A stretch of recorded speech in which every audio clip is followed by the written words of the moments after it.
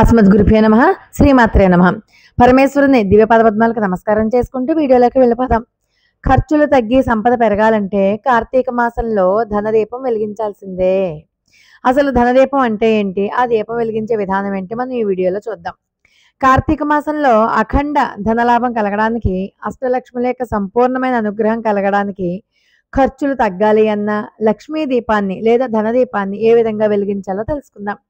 ఐశ్వర్యం కలగాలి అన్నా, ఖర్చులు తగ్గాలి అన్నా, అప్పులు తీరిపోవాలి అన్నా, ఆదాయ మార్గాలు పెరగాలి అన్నా, మొండి బాకీలు తొందరగా వసూలు కావాలి అన్నా కార్తీక మాసంలో మనం తప్పకుండా ఈ దీపాన్ని వెలిగించాలి. కార్తీక మాసంలో వచ్చే ఏ రోజైనా సరే మనం వెలిగించుకోవచ్చు. అయితే ప్రత్యేకంగా గురువారము లేదా శుక్రవారం రోజున ఈ ధనదీపాన్ని వెలిగిస్తే అద్భుతమైన ఫలితాలు కలుగుతాయి. ఈ దీపాన్ని ఎలా వెలిగించాలో తెలుసుకుందాం.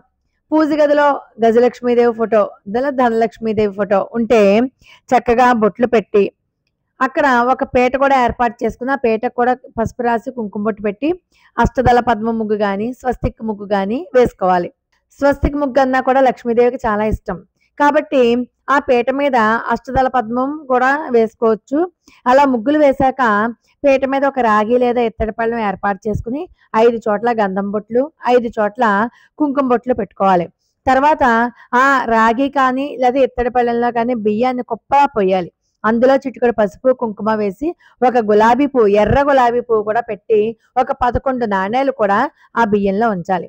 2 చిన్న మట్టి ప్రమిదలు తీసుకుని వాటికి కూడా కుంకుమ బొట్లతో అలంకరించుకోవాలి. ఆ రాగి లేదా ఇత్తడి పళ్ళెంలో ఉన్న బియ్యంలో మొట్టమొదట ఒక ప్రమిదను ఉంచాలి. అందులో 3 యాలకులు, 3 లవంగాలు, గుప్పెడు రాళ్ల ఉప్పు పోయాలి. అలా పోసిన తర్వాత మొదటి ప్రమిదలో రెండవ చిన్న ప్రమిదను పెట్టి ఆ రెండవ ప్రమిదలో నువ్వుల నూనె కానీ ఆవు నెయ్యి కానీ పోసి 2 లేదా 3 ఒత్తులు వేసి ఏకహారతితో కానీ అగరబత్తితో కానీ వెలిగించాలి. దీన్నే ధనదీపము లేదా లక్ష్మీ దీపము అని చెప్పి పిలుస్తారు. ఈ దీపం పెట్టడం వల్ల ఖర్చులు తగ్గి సంపద పెరుగుతుంది, అఖండమైనటువంటి ధనలాభం కలిగి తీరుతుంది. మీరు లక్ష్మీ అష్టోత్తరం కానీ లక్ష్మీ శ్లోకం కానీ చదువుకుని ధూపదీప నైవేద్యాలతో అమ్మవారికి హారతి ఇవ్వండి.